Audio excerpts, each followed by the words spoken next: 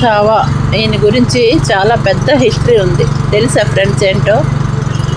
అసలు చావా అంటే ఏంటి, ఎవరు అనేది బయటికి రానివ్వకుండా చేశారు. ఎవరు? అలెగ్జాండర్ ఉండోడే. తను చాలా పెద్ద దుర్మార్గం చేశాడు. మరాఠా ఒక పెద్ద యోధ అని సినిమా చూసే వరకు తెలియలేదు.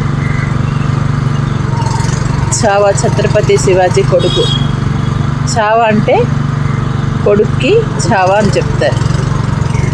ఇప్పుడు ఛత్రపతి శివాజీ ఎంత పెద్ద యోధుడు, అతని కొడుకు మరి పెద్ద యోధ కదా.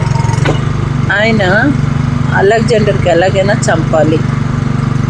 ఆయనకి చంపాలంటే ఇంకేటి కాదు, ఒకే ఒక కారణం. ఏంటి? ఎప్పుడైతే సంభోజీ మహారాజు యుద్ధంకి వెళ్తారో చెప్పేసి వెళ్తారు భార్యకి, నేను యుద్ధంలో ఏ రోజైతే ఓడిపోతాను, చచ్చిపోతాను, నా తర్వాత నా తమ్ముడికి నువ్వు రాజు చెయ్యి అని చెప్పేసి తను అక్కడికి వెళ్ళిపోతాడు. అలా ఆవిడకి ఇది విని తను చనిపోయాడని తెలిసి వెంటనే తన తమ్ముడికి రాజరికం ఇచ్చేస్తుంది. ఇది విన్న అలెగ్జాండర్కి ఎవరు చంపలేరు. అసలు తినకి చంపడమే చాలా కష్టం. సంభోజీకి చాలా కష్టంగా చంపాడు అనమాట. ఆ కళ్ళలో భయం ఉండదు, భయపడరు అసలు. ఇతను అంత పెద్ద యోధుడు. ఈ కళ్ళలో భయం లేదు. ఈ కళ్ళలో భయం రావాలంటే ఏం చేయాలని చెప్పి కళ్ళు గుడ్లు 2 పీకేస్తారు. హిస్టరీలో బయటికి రాకుండా చేస్తారు, హిస్టరీలోకి తెలియకుండా మరాఠా వాళ్ళ గురించి. ఉండు రోషి, కళ్ళు గుడ్లు పీకేస్తారు. అంత బాధ అనిపిస్తుందంటే తర్వాత అలెగ్జాండర్ ఎలా చావు అవుతుంది?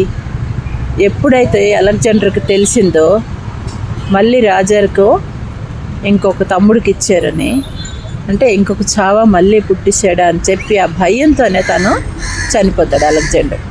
తను చనిపోయిన తర్వాత అప్పుడు మళ్ళీ ఇంకో చావా వచ్చేసాడు కదా. సో యుద్ధం మధ్యలో ఈయన ఒక మాట చెప్తారు. ఏంటి? ఎప్పుడు మన మరాఠా వాళ్ళు తనకు తాను ఆలోచించడం మొదలెట్టారా మీరంతా మరాఠా ప్రతి ఒక్కడు కూడా ఈ పెద్ద యోధుడు, ఎదుటోళ్ళ కంట్లో మనం ఒక యుద్ధంలాగా ఉండాలా, అంతేగాని తనకు తాను ఆలోచించడం మొదలెట్టారు అంటే స్వార్థపరులు అయిపోయారు అని చెప్పి తిని ఒకరోజు చాలా గట్టిగా దండిస్తారు వాళ్ళకి.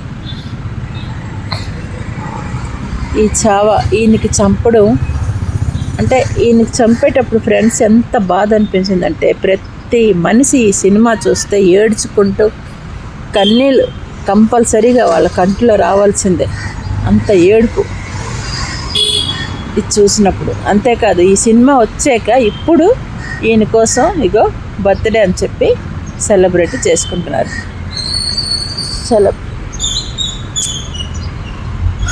ఇక్కడ రోషి ఒకటి ఉంది కదా, చెప్పడంలో కొంచెం నాకు ఇబ్బంది అవుతుంది. తర్వాత దూరంగా పెట్టారు కదా, నేను ఇక్కడ నుంచి జూమ్ చేస్తున్నా. ఇది ఈరోజే పెట్టారు ఈయనకి ఈరోజు బర్త్డే అంట, చేస్తారు. ఇంకా చాలా ఘనంగా చేస్తారు. ఎందుకంటే ఇప్పుడు ఈయన గురించి బయటకు వచ్చింది కదా, మన హిస్టరీలో ఈయనంటూ ఒక పేరు ఇప్పుడు మనకు తెలిసింది. ఎందుకంటే చిన్నప్పుడు చదువుకున్నప్పుడు నేను మొఘల్ సామ్రాజ్యం గురించి, అలెగ్జాండర్ గురించి, పానీపత్ యుద్ధం గురించి అన్నీ నాకు తెలుసు. కానీ అక్బర్ బాబర్ గురించి, మరాఠా వాళ్ళ గురించి నాకు గుర్తు కూడా లేదు. అసలు నేను చదివితే కదా, ఎందుకంటే అప్పట్లో ఇది రానేలేదు, బయటికి రానేలేదు ఈయన గురించి.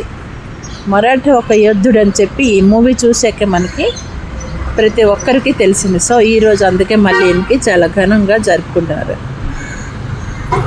పుట్టినరోజు శుభాకాంక్షలు. నిజంగా ఈయన ఒక పెద్ద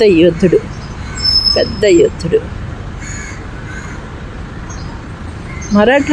మరాఠా వాళ్ళే కాదు, ఎవరైనా మనలోని ఇలాంటి మనసు ఉన్నాడు అంటేనే అప్పుడు ప్రతి మనిషిలో ఒక అంటే ధైర్యం కలుగుతుంది. సో ఇది చూసాక ఇప్పుడు మనసుల్లో ఇంకా ధైర్యం కలుగుతుంది అని చెప్పి నా ఒక చిన్న వినతి. అంతేకాదు ఈయన ఏం చెప్తారంటే అలెగ్జాండర్కి, ఏ రోజైతే నువ్వు చచ్చిపోతావో ఆ రోజు ప్రతి మరాఠా వాడు కంట్రీలో ఆనందం అదే చాలా సంతోషపడతాడు ప్రతి మరాఠా వాడు నువ్వు చనిపోయిన రోజు అని చెప్పి. అందుకే ఈయన యుద్ధంకి వెళ్తున్నప్పుడు భార్యకు చెప్పి మరీ వెళ్తాడు, నేను చనిపోయిన తర్వాత వెంటనే తమ్ముడికి నువ్వు రాజరికం ఇచ్చి రాజు చెయ్యు అని. సో ఆ మాట విని వెంటనే తనకు తానే చనిపోతాడు అలెగ్జాండర్. మళ్ళీ ఇంకొకసారి ఆయన మూర్తి చూపిస్తున్నాను.